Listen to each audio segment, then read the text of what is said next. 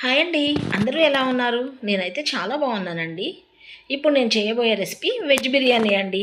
మా ఇంట్లో ఈ రెసిపీ అంటే అందరికీ చాలా ఇష్టం. అంతే కాదండి, నాకు మార్నింగ్ స్కూల్కి వెళ్ళే టైంలో లంచ్ బాక్సెస్ కూడా ఈజీగా అయిపోతుందని ఎక్కువగా ప్రిపేర్ చేస్తాను. మనం ఇంట్లో ఉన్న కూరగాయలతోటి ఈ బిర్యానీ తయారు చేసేసుకోవచ్చండి. చాలా టేస్టీగా ఉంటుందండి. మా పిల్లలకైతే చాలా ఇష్టం. ఇప్పుడు వీడియోలోకి వెళ్ళిపోదామండి. ప్రాసెస్ స్టార్ట్ చేసేద్దాం. నేను నా దగ్గర ఉన్న కూరగాయలతోటి చేస్తున్నాను. మీరు కావాలి అంటే ఇంకా ఎక్కువ ఇంగ్రీడియంట్స్ కూడా వేసుకోవచ్చు. 1 కప్పు టమాటా ముక్కలు, 1 కప్పు క్యారెట్, బీన్స్, ఆలుగడ్డ అండ్ పచ్చిమిర్చి. స్టవ్ వెలిగించి ఒక కడాయి పెట్టి దానిలో ఫ్రైకి సరిపడా ఆయిల్ వేసుకుని హోల్ స్పైసెస్ వేసుకుని హోల్ స్పైసెస్ కొంచెం వేగిన తర్వాత 1 స్పూన్ షాజీరా వేసుకుని దానిలో కట్ చేసి పెట్టుకున్న క్యారెట్ ముక్కలు, ఆలుగడ్డ ముక్కలు, పచ్చిమిర్చి, బీన్స్ వేసేసుకుని వేయించుకోండి. మంటని మీడియం ఫ్లేమ్లోనే పెట్టండి. కొంచెం వేగిన తర్వాత గరిటెతోటి కదుపుతూ ఉండండి, ఎందుకంటే మాడిపోతుంది. ఇప్పుడు 1 టేబుల్ స్పూన్ అల్లం వెల్లుల్లి పేస్ట్ కూడా వేసేసుకోండి. అల్లం వెల్లుల్లి పేస్ట్ వేసుకున్న తర్వాత అటు ఇటు కలుపుతూ ఉండాలండి. అల్లం వెల్లుల్లి పేస్ట్ పచ్చివాసన పోయిన తర్వాత మనం ముందుగానే కట్ చేసుకుని పెట్టుకున్న టమాటా ముక్కల్ని కూడా వేసేసుకోండి.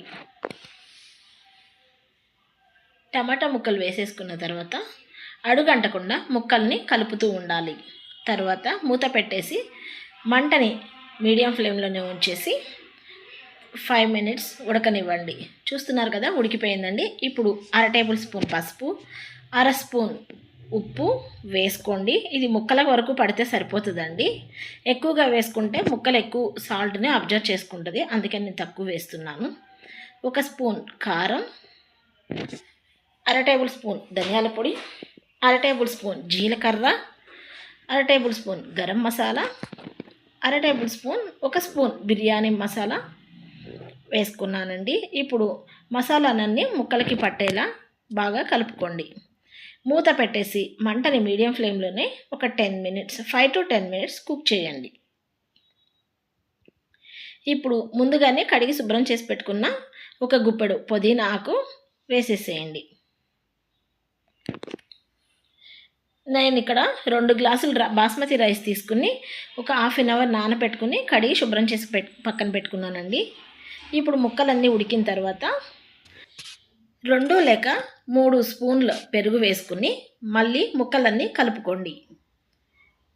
ముక్కలు ఉడికిపోయిన తర్వాత 2 గ్లాసుల బాస్మతి రైస్కి 4 గ్లాసులు వాటర్ తీసుకున్నానండి. నేను ఇక్కడ వాటర్లో ఇప్పుడు రుచికి సరిపడా ఉప్పు వేసుకున్నానండి.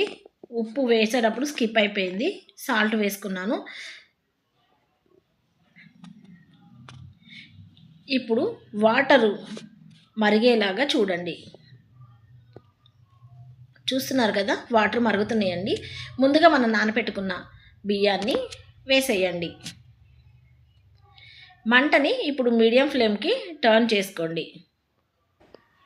బియ్యం వేసిన తర్వాత గరిటెతోటి కలపండి. అప్పుడు అన్నం పొడి పొడిలాడుతూ వస్తుందండి. ఇప్పుడు ఉడుకుతున్న రైస్కి కుక్కర్ మూత పెట్టేసుకుని 2 లేక 3 విజిల్స్ వచ్చే వరకు ఉంచండి. విజిల్స్ వచ్చాక 10 నిమిషాలు మూత తీయకండి, ఆవిరి పట్టుకునే వరకు. చూస్తున్నారు కదా, అయిపోయిందండి. ఎంతో టేస్టీ రుచికరంగా ఉండే వెజ్ బిర్యానీ అయితే రెడీ అయిపోయిందండి. చూస్తున్నారు కదా, మెతుకు పొడి పొడిలాడుతూ చేతికి అంటుకోకుండా చాలా చక్కగా వచ్చిందండి. చాలా టేస్టీగా కూడా ఉంటుంది. అంతేనండి. ఈ వీడియో కనుక మీకు నచ్చితే లైక్ చేయండి, షేర్ చేయండి, మన ఛానల్ని సబ్స్క్రైబ్ చేసుకోండి. Thank you.